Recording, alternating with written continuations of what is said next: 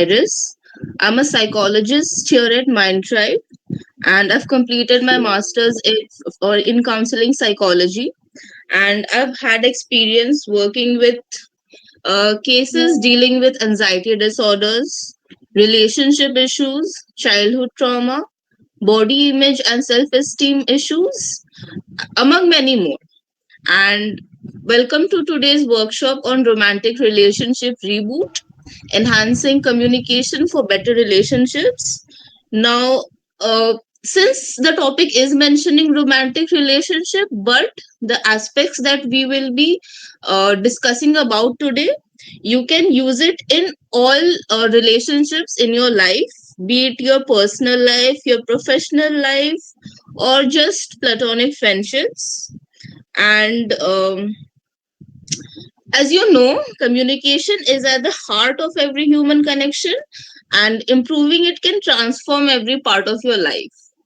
So, now over to my co host, Clarin. She'll be introducing herself. Hello, everyone. Good noon to everyone present here. Thank you so much for joining our workshop. I'm Claren. I've been working with MindTribe as a trainee psychologist from quite a bit time now, and I've done MSc psychology, and I have experience with relationship issues, trauma, stress, depression, and workplace issues as well. And yeah, thank you so much for joining. Yeah, so I would like also to tell you about the rules of this workshop. Do not unmute yourself in the middle of the presentation unless you're asked to do it. And please be careful to keep your audio and video off to have a smooth presentation. Put all your queries in the chat box. It will be looked at actively. If you're facing any technical issues, inform us in the chat box and pin the presentation to your screen. Uh, Lastly, all the questions and feedback will be addressed towards the end of the workshop. Yes, thank you. And the legal notice, MindTribe as the intellectual property rights of this presentation. This presentation is copyrighted by MindTribe. So video recording of this presentation is not permitted. So please don't, taking photos or screenshot of this presentation is not permitted. Yeah, All that's all. right. Thank you so much, Clarin, for those important pointers. Please note them. And if you have any queries, you can always use the raise hand button, and the chat box is always available. All right. So these are the few topics that we'll be discussing today. The core communication skills, clarity, empathy, open mindedness, how active listening is a very important aspect in communication, the non-verbal aspects of communication, how conflict resolution takes place, as well as assertiveness. All right, so we'll start off with a quick icebreaker. So you basically need to complete this sentence, which is given on the screen, as you can see, and you can drop in your responses in the chat box. So the first sentence is, a great conversation always includes. So according to you, what does a great conversation include? Equal participation and understanding, active listening, yes. Mutual understanding, understanding, yes. Very true. Whole lot of understanding needs to be there. Clarity of thought, empathy, yes. All right. uh, Perfect answers, not assuming and asking and being honest. Very true, Ritika. All right, great answers and on the point answers. The next sentence is, one thing I find challenging about communication is. So according to you, what? Miscommunication, yes. True.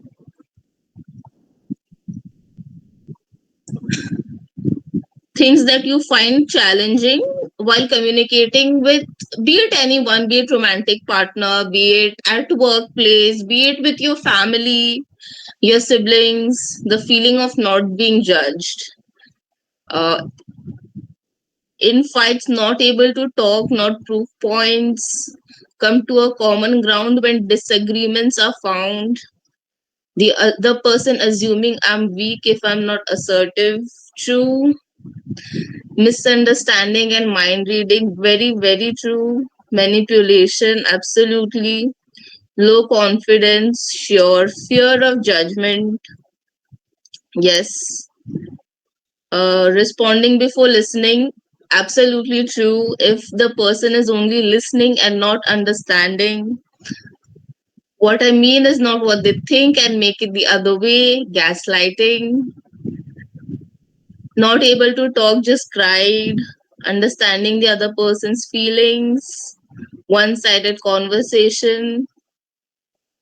If someone does not want to listen and only wants to speak, very true, very important as well.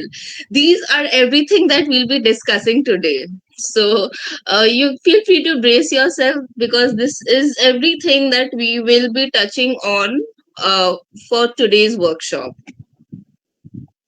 All right, and uh, thank you for giving in all those responses. It was nice hearing from all of you.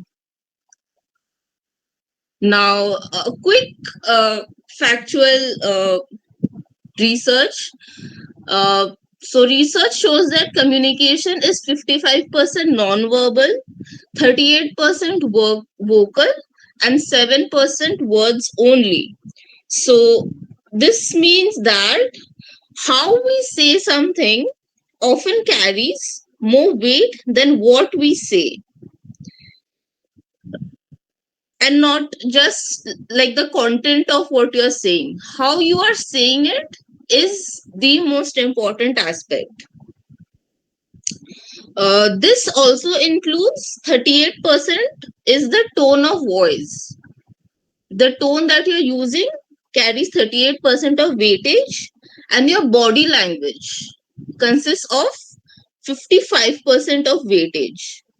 All right. So let's say a sarcastic tone can completely change the meaning of a sentence.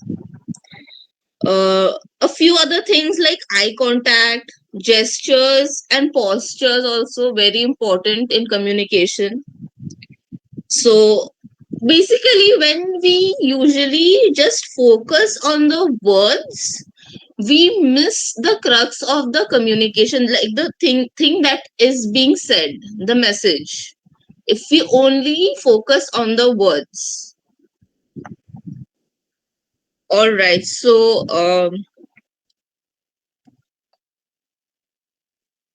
effective communication is the important aspect of strong relationships. So communication, like I said, is more than just words. It's about connection and understanding. So why is communication so vital? It helps to enhance relationships. It deepens understanding and emotional connection with others. It builds trust.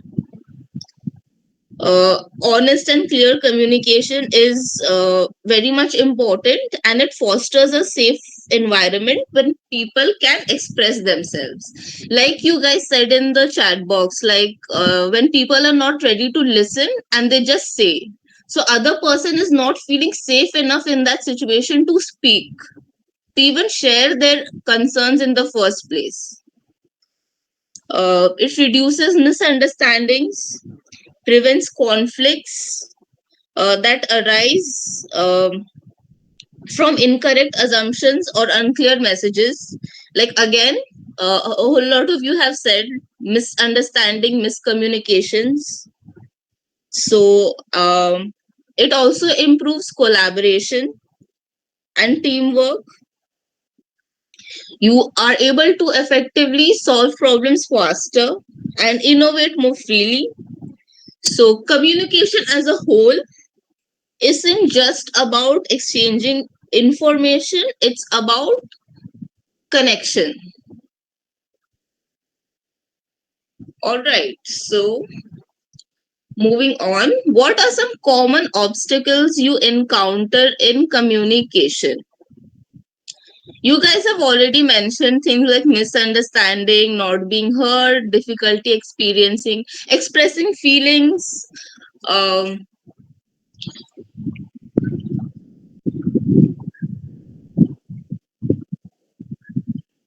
so there are a few more.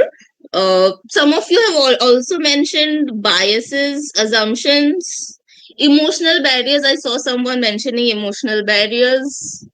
When we are trying to explain again and again, true, very true, repressed anger, expectations, constantly getting shut down whenever you're trying to communicate with others, passive aggressive behavior, doubts or disbeliefs towards someone.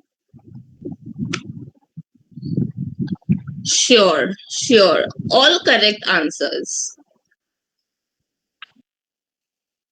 And I'm sure you guys are talking, like mentioning all of this from experience, right? They get defensive.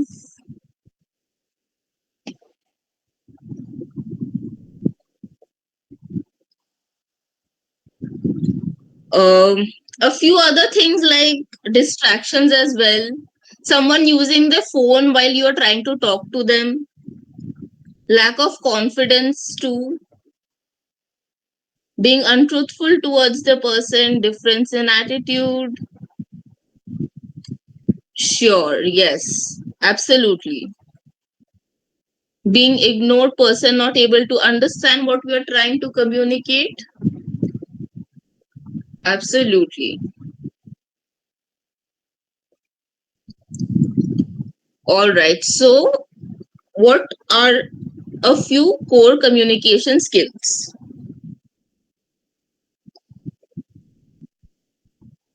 So, at the heart of communication, these are the three things that is mostly functional when you are uh, talking about communication as a subject. All right. So, the first one being clarity. So, when you are trying to be bring clarity into what you are speaking, you basically need to be very specific, structured, and direct. So your message is easily understood, expressing thoughts without clearly without any ambiguity. Basically, you need to prepare a clear stream of thoughts before you are trying to say it to someone. Empathy.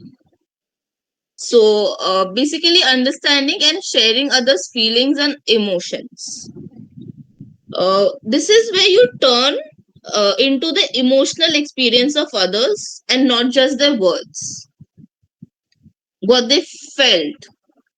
How did you feel once hearing their message? So, the emotional aspect of the entire exchange happens in empathy.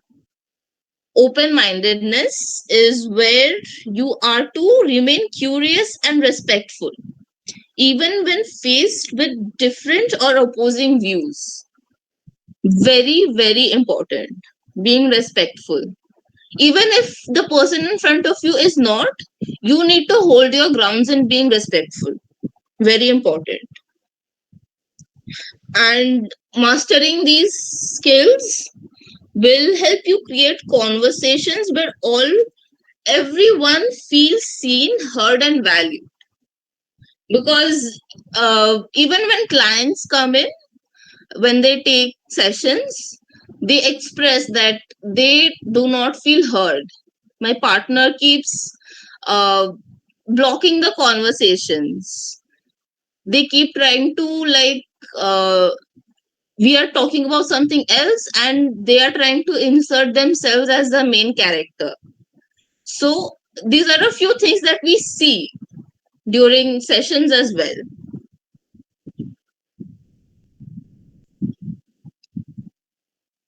So we'll touch on each topic separately and elaborate on it a little bit more. So the importance of clarity. uh, Being clear in your communication ensures your message is understood exactly as you intend. So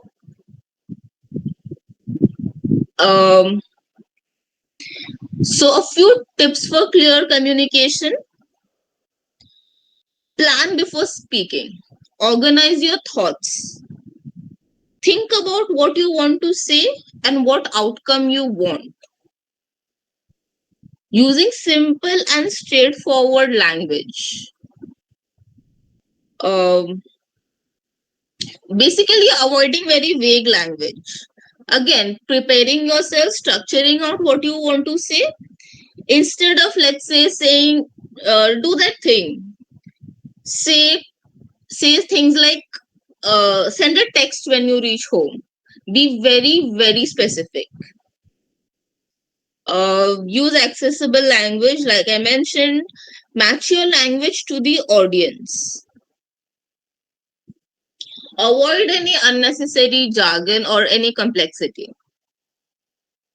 So, be it in any situation, like I mentioned, this topic is for any situation, not just romantic relationships. So, you need to know what the other person stands in their language, in their level of language. So, you need to speak accordingly. And lastly, very important, confirm understanding. Ask questions like, did that make sense? What do you think? Was my communication clear? Things like that. Clarify if they have understood your thing correctly. So clarity basically avoids confusion, reduces follow-ups, and builds trust. All right. Sometimes it happens that we tell them a problem and they start telling their life issues. Maybe they just want to compete and prove. Yes, Sejal, this is very true though, because that person is not exactly open to hear your perspective. So that is why they try to insert themselves. This is something that we commonly see during counseling. Partner is not willing to listen. All right.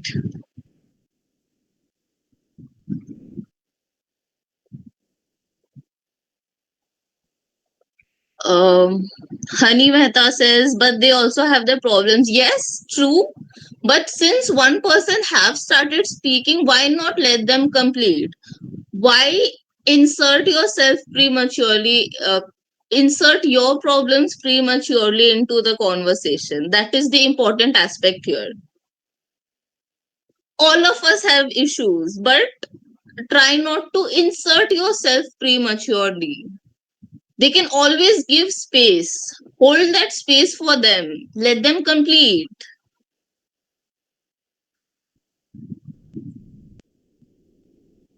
Yes, the biggest communication problem is we do not listen to understand, we listen to reply. Very, very true. And that is something like a major aspect of communication, holding space for others.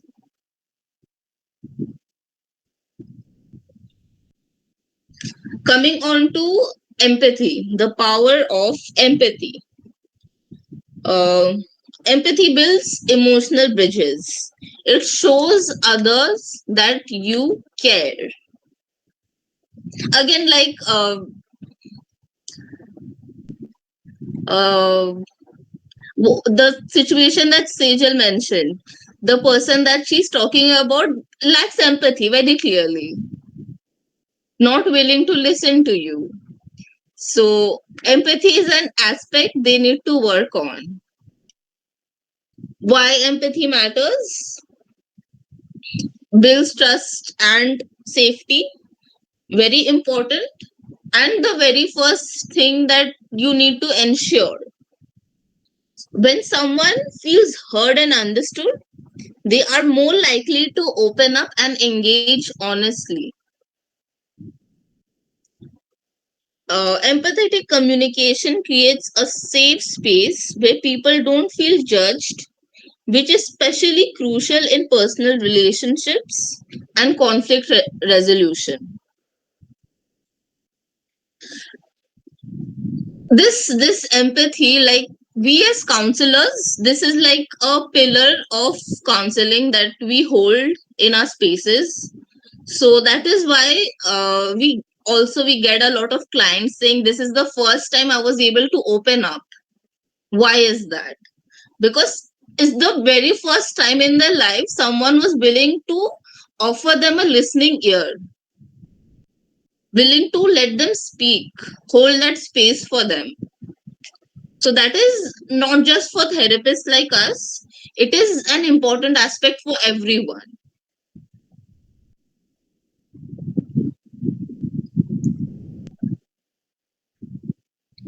Um, it helps resolve conflicts by validating the other person's feelings. Very important as well. Empathy is a powerful tool in resolving disagreements. It helps to de escalate tension by shifting the focus from winning the argument to understanding each other. Very, very important. It's not a you versus me thing, it's us versus the issue that we are facing. This is also a very important aspect in couples counseling. Usually, when couples come in, it's usually the husband versus the wife. But in couples counseling, we are to show them that it's the couple versus the issue that they are currently facing. And this major aspect is usually resolved by working on their communication. All right. So, uh, an example of empathy. Let's say, uh, let's say a partner says, I feel very overlooked. I feel invisible. I feel, I don't know, like no one is paying attention to me. So, how can the other person show empathy in this situation? They can say, I understand that you are feeling overlooked. How can we work together to resolve this situation? Let's talk about how we can change that. What can I do from my end to help you feel seen? Is that making sense? You can give a thumbs up. All right. Thank you. And lastly, it creates a more supportive and understanding conversation. So, again, whether it's family, friends, co workers, or partners, empathetic communication helps to strengthen bonds. It shows that you genuinely value the other person's experience and are willing to understand their point of view.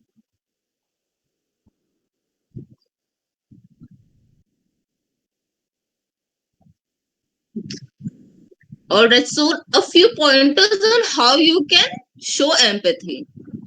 Listen actively without interrupting. Very important. This is where a whole lot of people fumble because they want to chime in as soon as possible without letting the other person finish. So give your full attention and resist the urge to give an advice immediately. Acknowledge and validate their feelings. You can say things like, I understand that must be tough for you. I can see why you feel that way. Things like that. Show that you care. and respond with care and validation. Be very thoughtful. Reflect back on what you heard. So you're feeling overwhelmed at work. How can I help you? When empathy is present, people feel seen, valued, and emotionally safe. And like already mentioned, when the space is safe, people are willing to open up.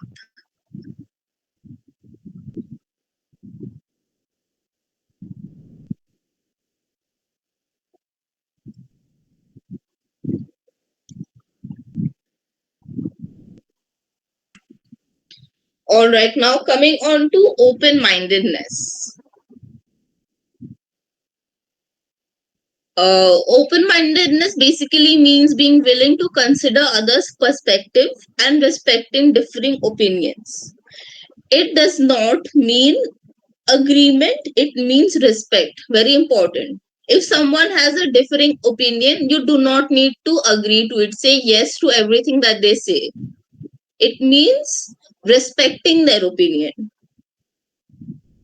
Very, very, very important. So, a few ways you can practice open mindedness is being curious instead of defensive. Ask questions to understand and not to challenge. Avoid absolutes. So instead of saying you're wrong, try saying I see it differently, here's why. Instead of saying things like I know I'm right, with things like I'm opening to hearing your side.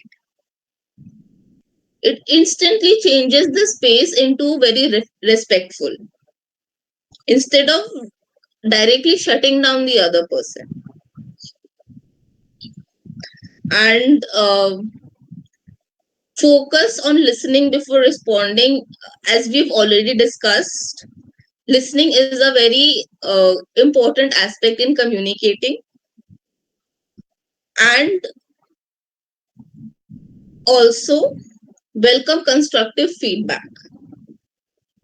Constructive feedback can be used as a tool to grow, um, and it keeps conversations from escalating into conflicts, as well as it promotes deeper understanding. Others can understand your points, you can also understand others' points. So, open mindedness is very important. So, a Greek philosopher named Epictetus said, we have 2 ears and one mouth so that we can listen twice as much as we speak. Like someone was mentioning in the chat box that we people just wish to speak and not listen. So this is something that we need to always be mindful of.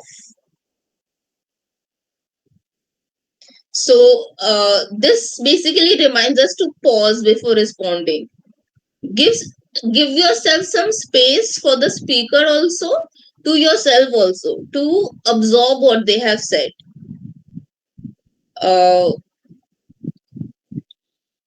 And we need to, as uh, in every aspect of our lives, we need to value silence. Sometimes allowing silence encourages deeper sharing. Listening more than we speak enriches conversations and relationships.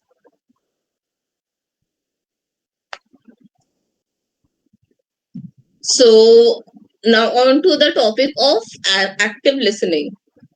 Like a few of you have mentioned that people don't listen, they don't actively listen. So this is how you can um like a few aspects that you need to pay attention to while someone is speaking, how you can actively listen. So you need to first of all pay full 100% attention to the person speaking. You need to be fully present in that moment and not distracted. Let's say someone is speaking and you are trying to search something in your handbag. That is a big no. Or maybe if someone is speaking and you are scrolling videos, again a big no. Full undivided attention, making that eye contact. Like I mentioned previously, body language is very important. You need to be engaged with the speaker. You nod, maintain eye contact, offer verbal affirmations like I see. Uh, Avoid asking premature questions. Wait for the person to finish speaking. See, like someone had mentioned this in the chat box that they speak without, before even I have completed my words, what I need to say. And clearly, that person is not here for this workshop. The person who is facing the short end of the deal is here. So, it's something that you need to work around.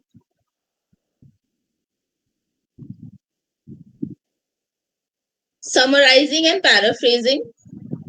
So, you basically ask questions, like further questions to ensure that your understanding has been very clear and cut to the point.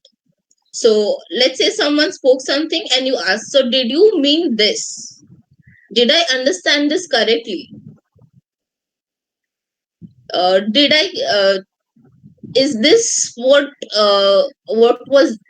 Is this the intention of your words? Things like that. So when you ask questions, the speaker feels genuinely heard and understood. So that is how you practice active listening. So paying full attention. Body language is important, maintaining eye contact, nodding, and affirmations like I see. Do not ask premature questions or responses or chiming in between, and summarizing and asking if I understood it correctly. So, these are the aspects of active listening which are very, very important. Now, why it matters? It shows respect, very important, and encourages the speaker to feel heard, helps avoid misunderstanding, and accurate information is shared. So, like you all have mentioned in the chat box, a whole lot of miscommunication and misunderstanding happening. So, active listening is very important in that situation.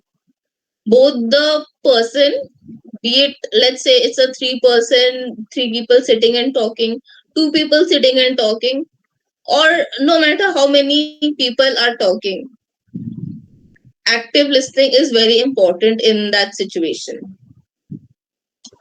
And increases cooperation and connection. uh, Basically, trust is fostered when you are listening actively. You are showing the person that you are genuinely interested and not just for the sake of uh, talking to someone.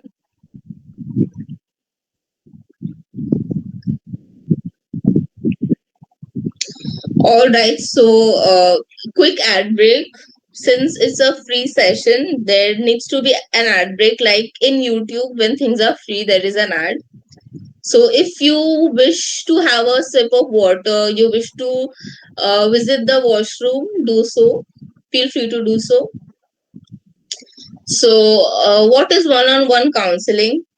It's a personalized, confidential session between a client and a trained therapist. So the session offers insights into your thoughts, behaviors, and emotions. It helps in problem solving, addresses specific issues like anxiety, stress, relationship problems, and helps you walk towards personal and professional goals with the help of a counselor.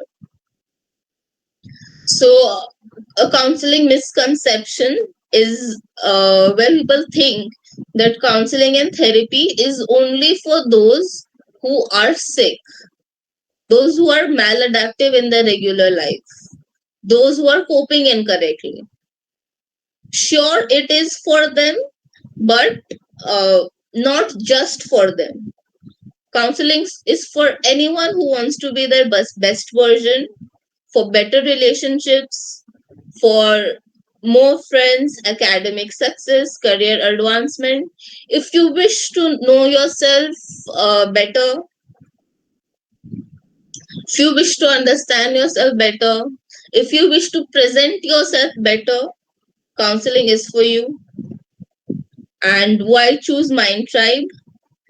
Our team has experienced and skilled therapists, and we constantly upskill ourselves for our clients, for our personal growth as well. Uh, our first session is discounted at rupees 99 only, and after the first session, there are the charges are quite affordable, starting from 800. And a senior most counselor, she's very experienced, she charges 5,000. So we also have affordable packages, so you can avail those, see what suits you best, and choose accordingly. So you have multiple options available. And if you have any questions, feel free to use the raise hand button or drop it in the chat box. We'll attend to it actively.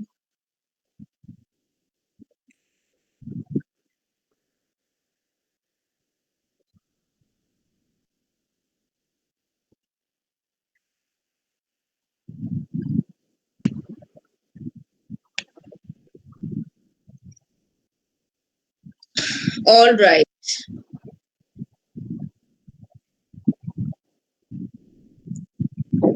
So, coming on to the non-verbal aspect of communication.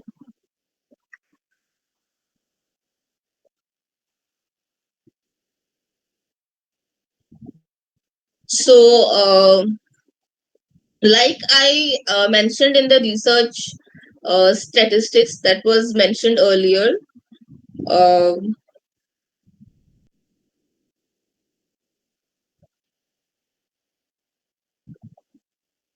where 55% of it was non-verbal. So that's more than half. So this is where uh, you will want to pay a little bit of more attention here. So non-verbal cues communicate more than words could ever could. They can enhance or contradict your message and have a major impact on how you connect with others. Very true, because even no matter how important of a thing that you are saying, if your body language is, let's say, comical, or your expression is comical, that important message will never be accepted seriously by the listener. So in that way, non-verbal communication.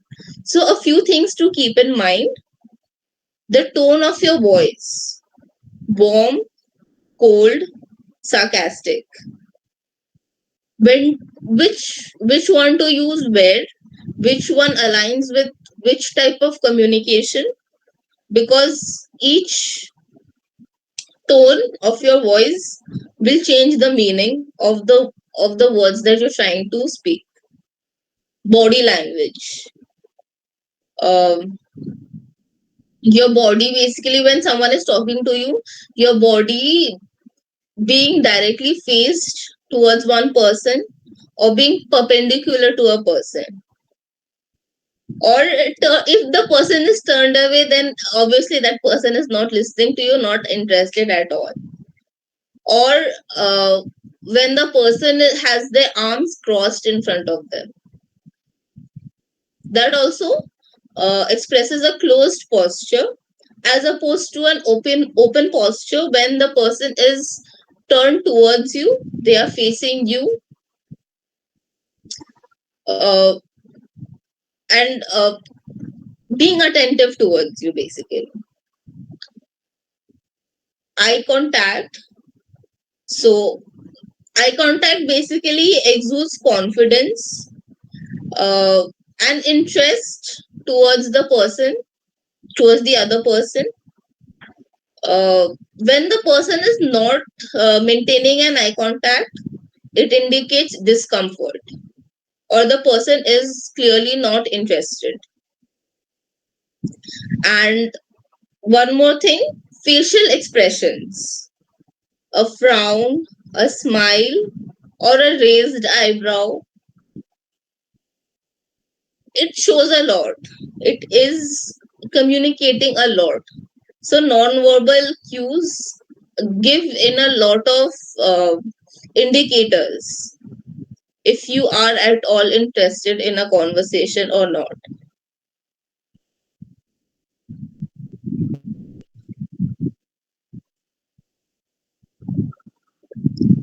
So, a few non-verbal cues in practice.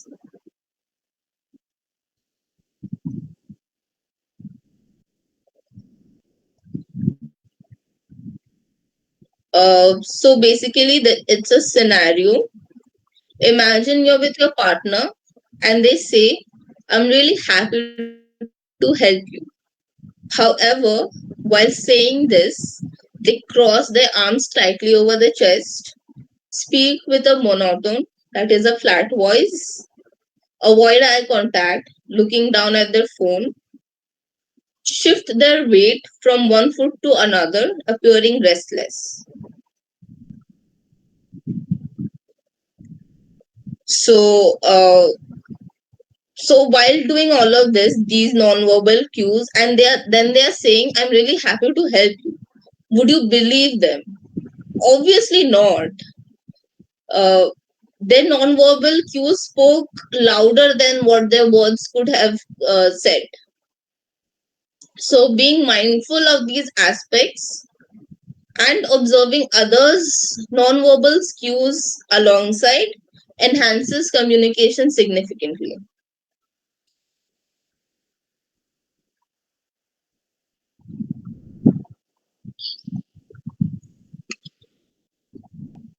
Um, a quick quote by Stephen R. Covey: "To resolve conflicts, first seek to understand, then to be understood."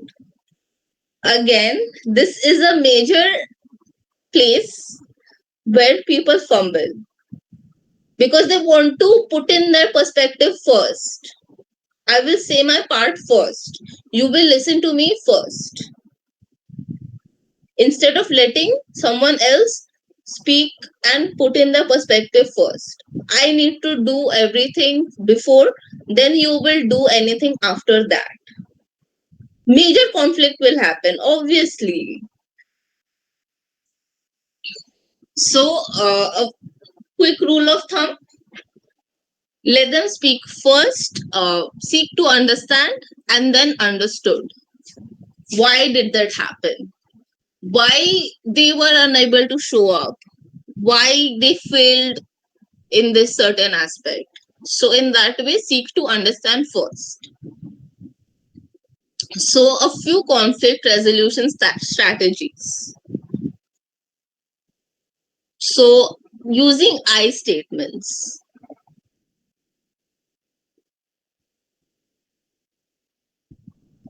What if people speak their things and end the conversation without listening to us? Then that person is clearly not interested in you. As simple as that. I cannot sugarcoat this in any way. If they are ending the conversation after saying their bit, They are not your person. You know how you say, call your cousins, your friends, they are my people. If someone is doing this, Sejal, they are not your person. Plain and simple. All right. I cannot sugarcoat this in any way. That's the basic way you can interpret that. Interpret their response. So, as I was saying, conflict resolution strategies using I statements. So, things like I feel unheard instead of saying you never listen. So, when you say you never listen, it becomes very pokey. It is pointing fingers at the other person. But when you say I feel unheard, you are showing your feelings in that situation, your perspective, and not questioning others' actions. So that is how you use the I statements. I feel unheard. I feel unappreciated. I feel unseen.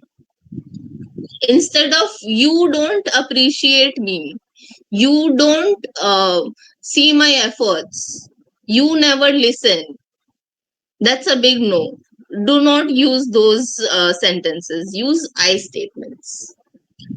Perspective validation. So, you validate what the person has said. So, I can understand this is making you feel unseen. I can understand this is upsetting you. Uh, I can see that being unseen is causing a whole lot of anxiety within you. Things like that. And calming techniques are basically staying calm in the situation. So it can feel, let's say, when a partner says, I feel unappreciated. So the other person can be like, can see that statement as a personal attack. So let's say, me, Iris, I'm the host. I tell my co host that I feel like a major load is on me, you are not helping me. So that my co host can feel like it's a personal attack on her. So at that moment, my co host will try using calming techniques on herself so that we can have a proper conversation around it. So the person who is feeling aggravated will use the calming techniques in that particular situation. Taking deep breaths. Maybe it can also be asking to step away for a while from that particular conversation and then re engaging back. So once you step away and then no more touching back onto the topic is again deflecting. So whatever helps you calm down, use those, but do touch back on the topic. And finally, finding common ground. Here basically you ask what solution works best for the both of us, what can be done in this particular situation. So like I mentioned, it's not you versus them, it's you guys versus this issue at hand. So finding common ground.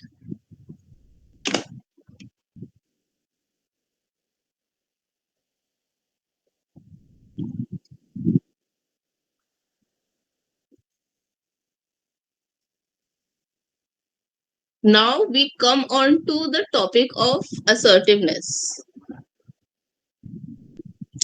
Assertiveness is very different from aggression.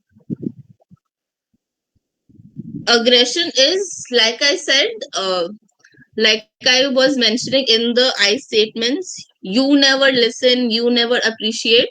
That is aggression. Assertive, assertive would be being clear and respectful. You are expressing your needs without trampling others. So again, I feel unheard, I feel unappreciated, like that. It is firm yet kind. You can disagree without hostility, and it's very different from being passive. You don't just sit and let them assume whatever. You do put in your statements, you do put in your perspective across the discussion, and it is boundary based. You stand up for yourself calmly, and assertively. What happens in aggression is basically when you are aggressive, you are forcing the person to accept your point. And what happens if in passivity is you avoid the point altogether.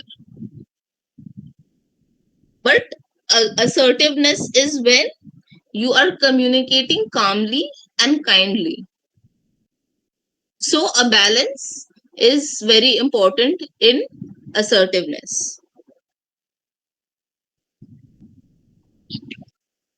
So a few techniques to develop assertiveness. Again, using I statements like I need more time instead of you're rushing me.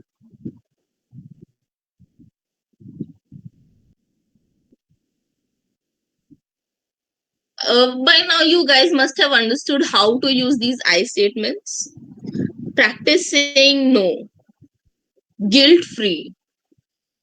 I have seen this a whole lot of clients do come in. Like I said no, but I am riddled with a whole lot of guilt. So you need to practice saying no. And sure, let's say a little bit of guilt does come up. You need to use a rational thought process to help you understand that saying no was important in that situation, and you are allowed to protect your time and energy by saying no. Um Maintain a confident tone and body language, open posture, steady tone, eye contact, like we've already discussed. So basically, assertiveness leads to healthier, more respectful relationships. So these topics are not independent of each other, they are quite mixed. So the previous techniques that we've learned, it is all used in assertiveness. So if you guys have any questions, do feel free to raise your hands.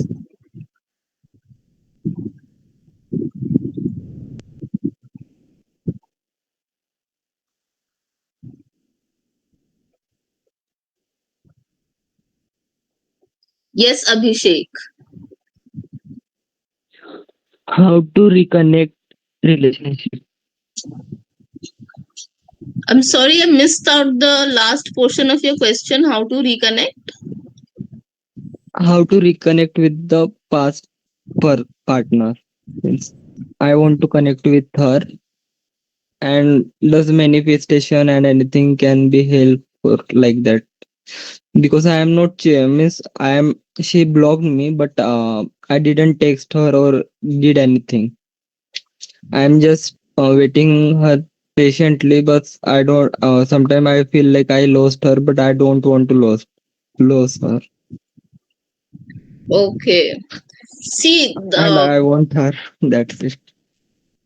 see, you cannot force certain things. That's the first and foremost thing. So if she is willing to get back in touch with you, that is something that you need to consider here as well. Uh,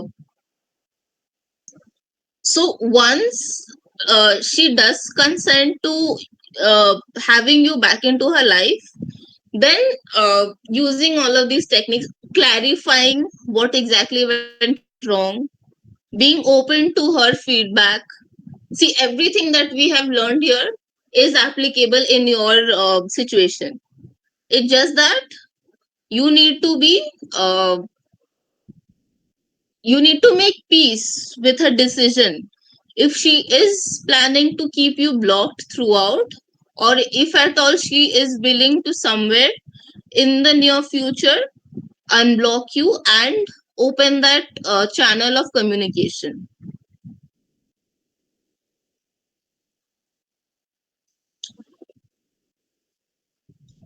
When someone, yes, Abhishek, was I able to help?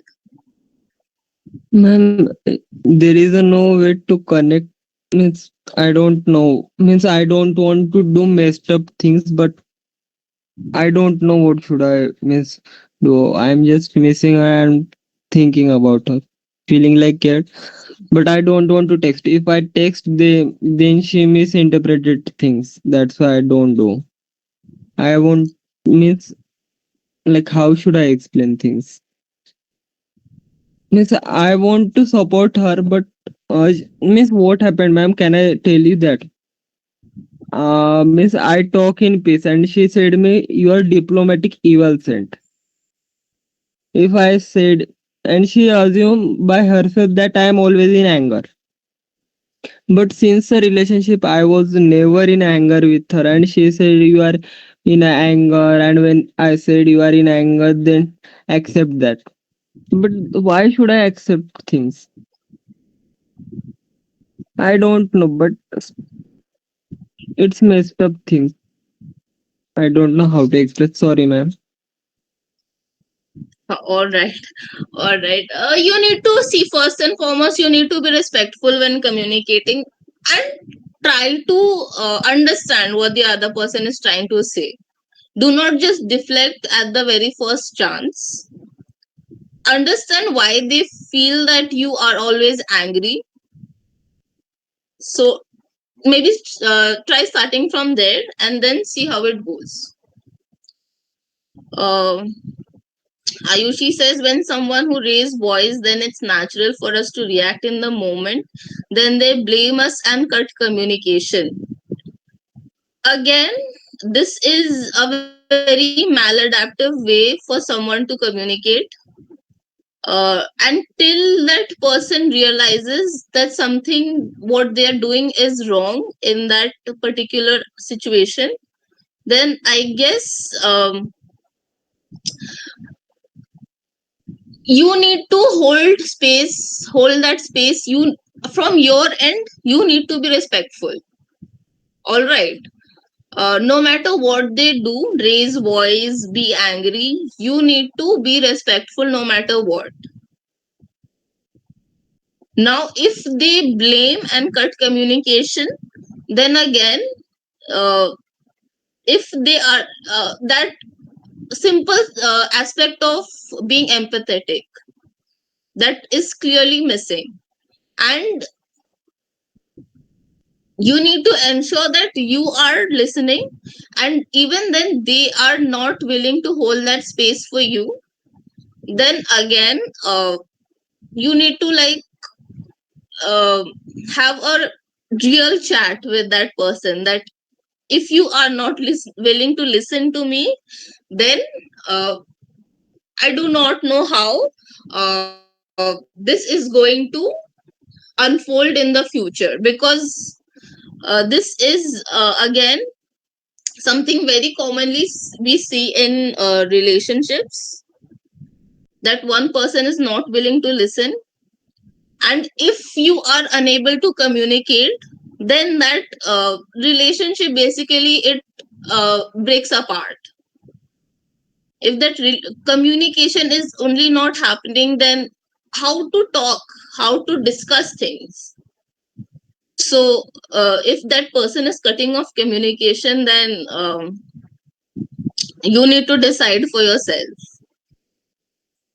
If the partner is very firm and thinks that he is always correct, then what to do?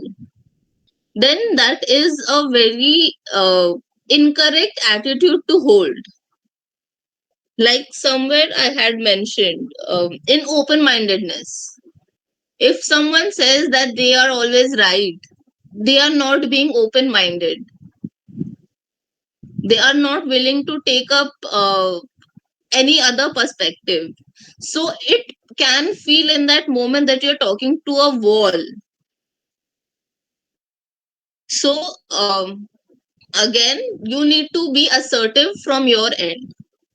You need to tell them that I feel that this conversation is not moving anywhere since you are so firm in your perspective, and I feel that I am not able to open up.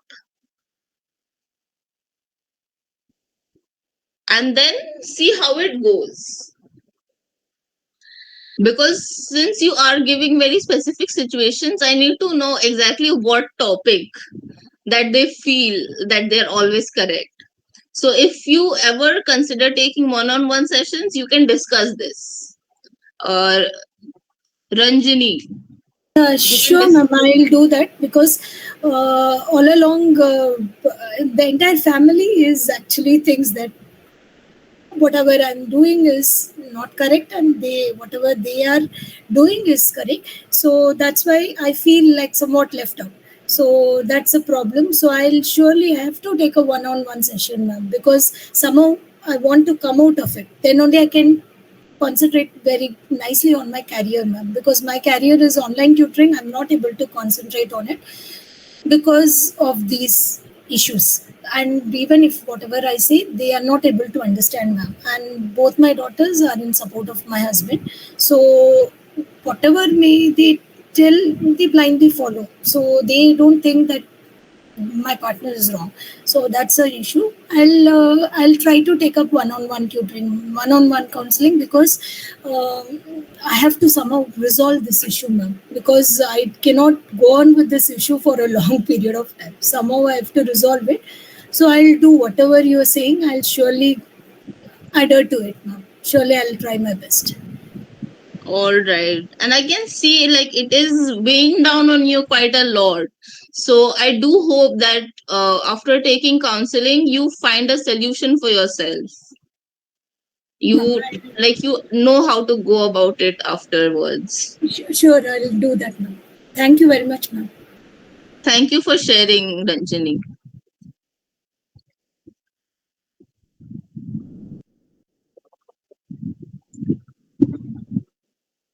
When someone ignores intentionally and gaslight and manipulate, what should we do? See, again, I just cannot sugarcoat this, Ayushi. You need to remove that person from your life. Because that, like, why even keep such a person in your life? It is mentally jarring for you for in being in connection with someone like this. Like, why even keep someone like this who is not like basically taking away your mental energy? When they do things like ignoring you, gaslighting you, manipulating you, it is a mental torture of sorts. Why even keep them in your life? How to communicate and come to common ground if in a relationship both partners have two different love languages. For example, if one partner feel love mostly through words of affirmation, but the other partner is not expressive through words, and that person feels loved mostly through physical contact, but you are in a long distance relationship. See, this is a very specific situation, Pratik. I will respond to it the best I can. So, basically, being considerate of each other. See, the physical contact person, maybe you can be like, I can understand, I cannot be there with you, since it's a long distance, I cannot be there with you, but I can only offer you my words at this point. So just understand that for now, since we are away from each other, that I do care about you, I do have deep affection for you. And the love, the word of affirmation person, while sharing these, they can also express to the physical contact person that, hearing a few words from you, I do feel good. I feel content while receiving few words from you. So do try sharing a few words. So basically both needs to be considerate of each other. The physical contact person needs to be considerate that the other person wants a few words, and the uh, words of affirmation person needs to understand that, um, sure, the other person feels wants that physical contact, but since due to long distance it is not possible, so we will make do, discuss first and make do as to what, solutions that you guys come through with it. So like for sure, since it's a long distance, physical contact is not possible, so ask them, since physical contact is not possible, what else would you like as a substitute, quick substitute? What effort, what kind of effort from me makes you feel appreciated? And the physical contact person needs to be again considerate that they want a few words. Sharing a few words of affirmation will go a long way. So moving out of your comfort zone a little bit will help quite a lot. And do discuss with your partner that what works. So I hope I was able to answer, help even a little bit, Pratik. Thank you. All right. When someone is wrong in all means, but he or she keeps manipulating, so what should we do in that situation? uh, See, manipulation is a negative energy altogether. Do you agree with this, Sargun? Manipulation is a negative energy at its core. You can give a quick thumbs up if you agree. So, like I mentioned, it's a negative energy. Do you wish to keep such a person around?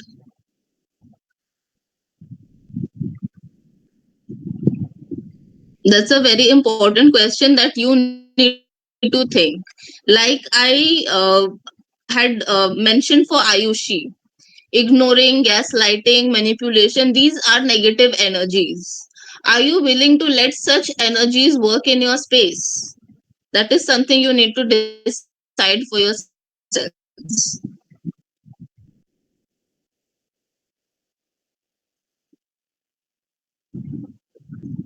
All right, then.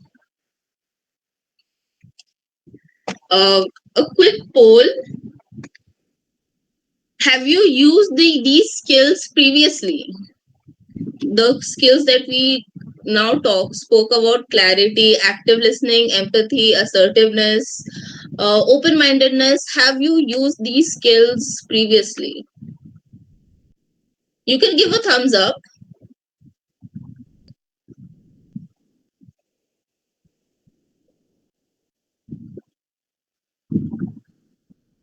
All right. So when did it not work out for you? When using these skills not work out for you? So like we've already established, when someone is actively like, I know I'm right, it will not work then. When someone is actively manipulating you, it will not work then. When someone is ignoring you, not willing to listen at all, ending the conversation, that is when the skills will not work. So it's up to you if at all I'm willing to invest more energy in that conversation or not. If when it's not working out, when you're being ignored, manipulated, um, gaslit. So it's up to you if you are willing to invest any more energy within that conversation or not. I have used all these skills previously, but at the end, even we need someone to understand us and actively listen to us. If they don't listen and try to understand, then these skills won't work out. Sure, sure. But the thing is, from your end, you know that you gave your all. If the other person is not receptive, that's a them problem. You did your all, you gave your best. So that is all that matters. You are putting your best foot forward. So you are in the right, basically. Forget others. People are very, how do I say this? Quite absorbed with their own issues. So you can't even fault in that way that they are not listening, not uh, holding that space for me. People are quite absorbed with their own issues. So even they find it difficult to grasp what others are trying to communicate.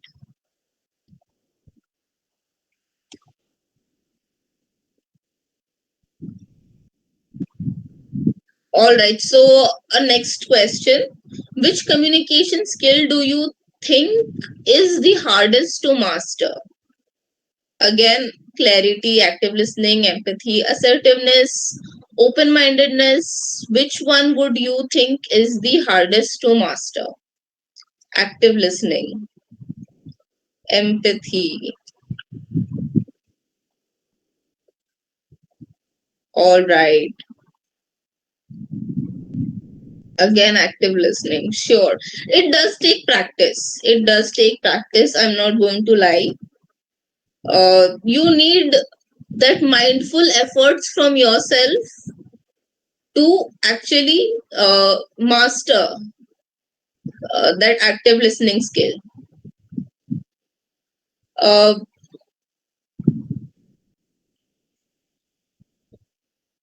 Uh, Sejal says, I'm confused between being sympathetic or showing empathy. I'll take your question a little towards the end, Sejal. All right, it's a little bigger answer, so I'll give you an answer towards the end.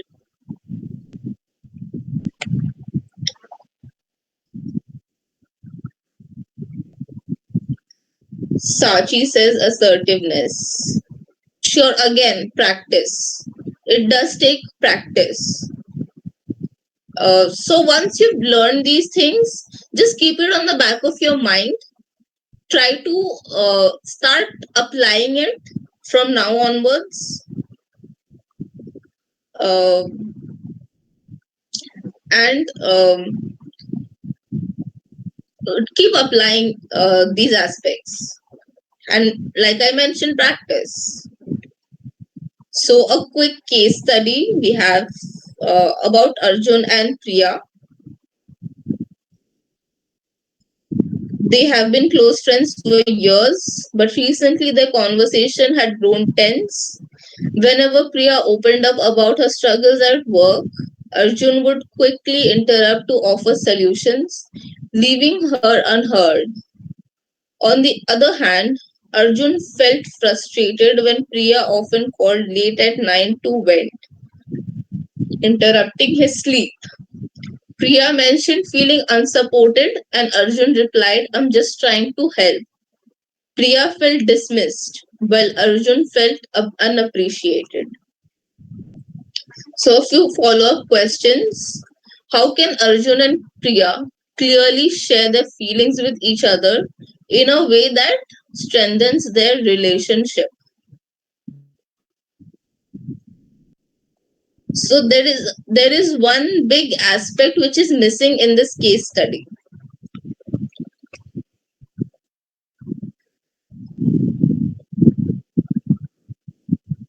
Um, in what way they can share their feelings in a way which can strengthen the relationship? For me, the very first thing which came to mind is They are not being respectful of each other's perspectives. Um,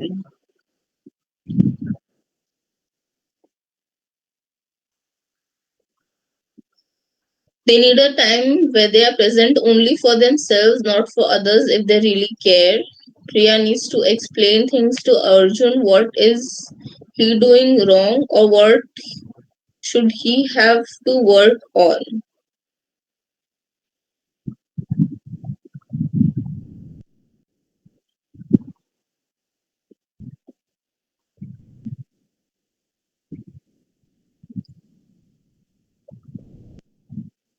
They need clear, deep conversations, good listening first before explaining. Yes, sure.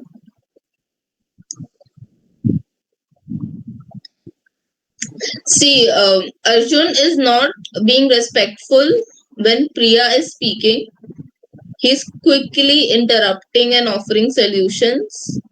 While Priya is also not being respectful about Arjun's timings. She is calling when late at night when he's sleeping. So both are being quite disrespectful. First and foremost, this is a very major aspect that I noticed. So that is somewhere they need to work on first. So um, first and foremost, Priya needs to stop calling late at night, and they need to decide a time which works both for both of them. Let's say 9 at night, 9 p.m. works both best for both of them. That is when Priya needs to call Arjun, and then Arjun can openly listen to what she's saying and not interrupt to offer solutions. This in this way, um, in this way only the conversation, the communication can proceed in a healthy manner. So first and foremost, being respectful.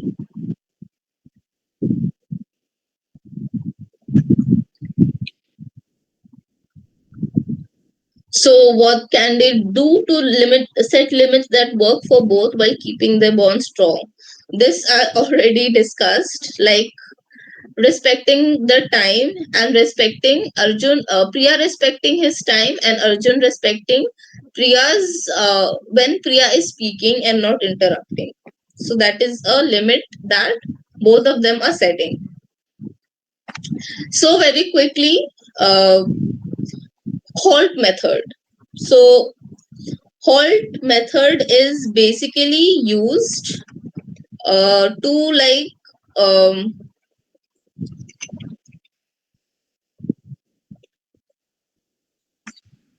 to understand basically when our basic needs are unmet. Halt, as you can see on your screen, H is hungry, A is angry, L is lonely, T is tired.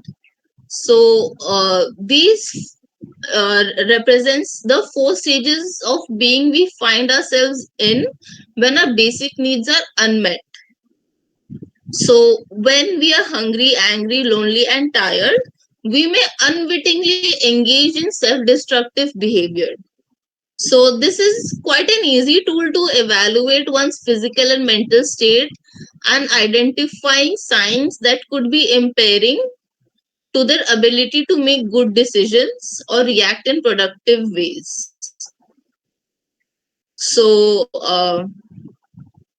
so once you have recognized if you're hungry, angry, lonely, or tired, you need to also understand why you have been feeling that way.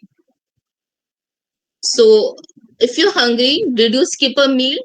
If you're angry, did something happen that maybe irritated you? Maybe it was quite a small thing and it became very huge. Why exactly are you angry? Why are you lonely? Perhaps you were ignoring calls from people, from your loved ones. Perhaps you have not connected with your friends for quite a long time. That is why you're feeling lonely. Or if you're feeling tired, did I work for a long period of time? Uh, do I need to take a short break right now? Is that why I'm feeling tired? So, and knowing how to deal with this. So, did you get enough sleep last night if you're tired? If you're lonely, when did you interact with a loved one? If you're angry, um, what exactly triggered your anger? Are you stressed? And when you're hungry, when did you last eat or drink? Why are these aspects mentioned? Because if you are feeling these four things, you are not exactly attentive and given all your efforts when someone is trying to communicate with you. So that is why this halt method is used. So that brings us to the end of our presentation. If you have any questions, do raise your hand and I will answer Sajal's question.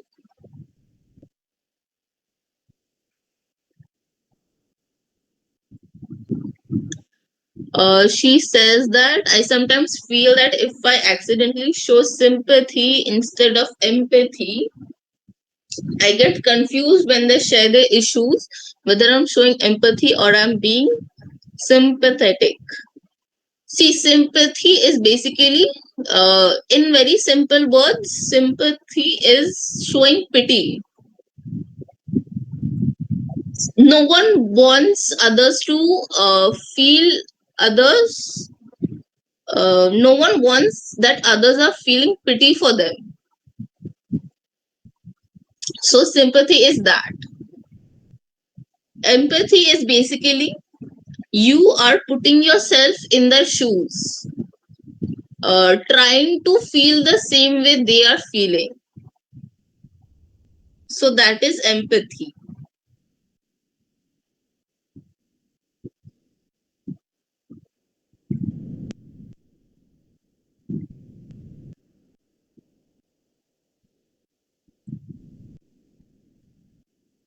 So, I get confused when they share their issues, whether I'm showing empathy or I'm just being sympathetic. So, in what way are you feeling confused, Sejal, if you can explain?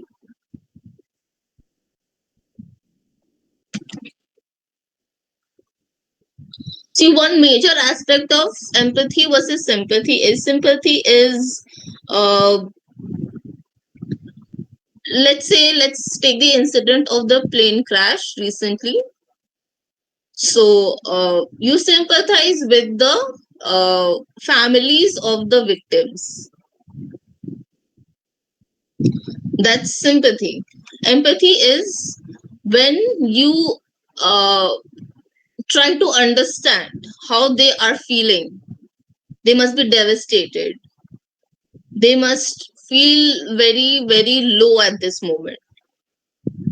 They must feel like uh, like the world crashed with their airplane. So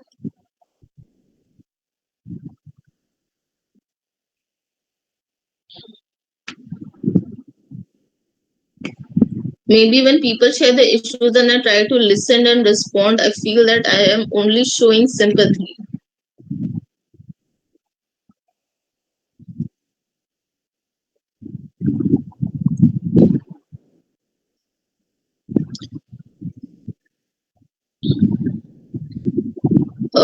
Your question is becoming a little complex, Sejal.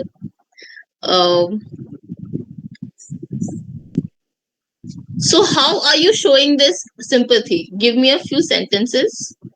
Ayushi says, what if you and your partner's attachment styles are different and you cannot communicate your needs effectively due to that? Um, See, communication does not depend on attachment. It does depend on attachment styles, yes. uh, so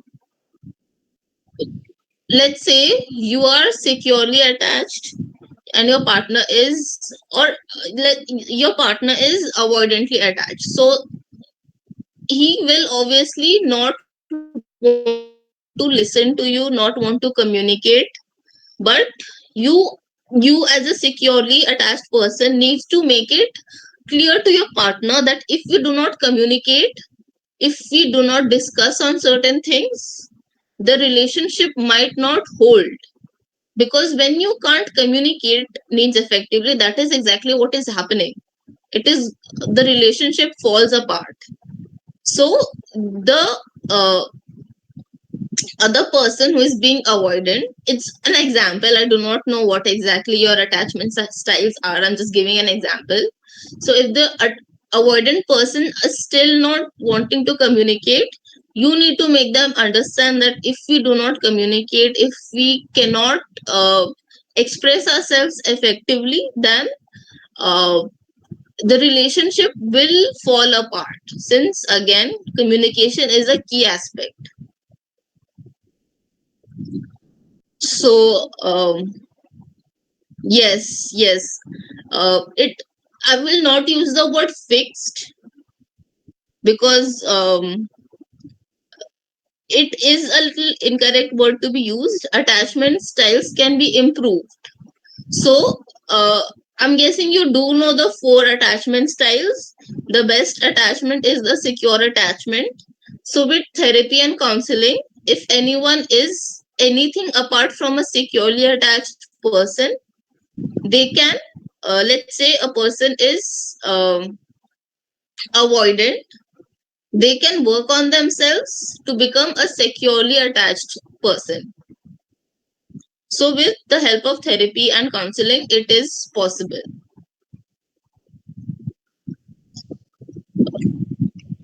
And coming on to, yes, Sejal, uh,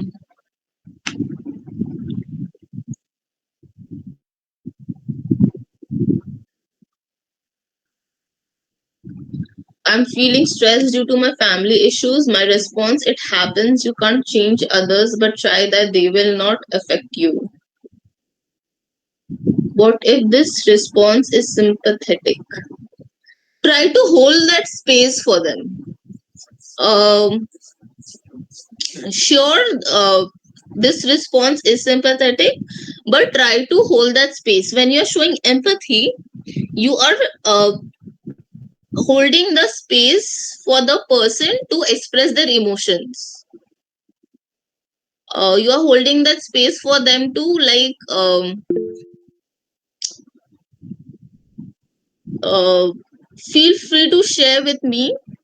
I can understand that this is not a very easy situation for you.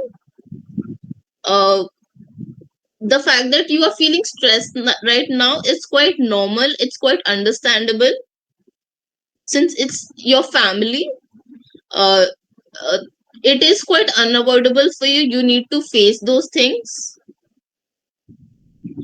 So the response that you have given, but try that, they will not affect you, you are in a way giving her solutions on the get go. Try not doing that. Try holding that space, like let them feel, let them express, and not just given solutions, give solutions to everything. Or even if um, let's say the same situation, I'm stressed due to my family issues, you can also ask, how can I help you? Is there any way I can help you feel less stressed when you're with me? In that way, again, major part of empathy is holding space. All right. So if that's all for the questions, thank you so much everyone for joining in. Thank you so much for staying back for so long.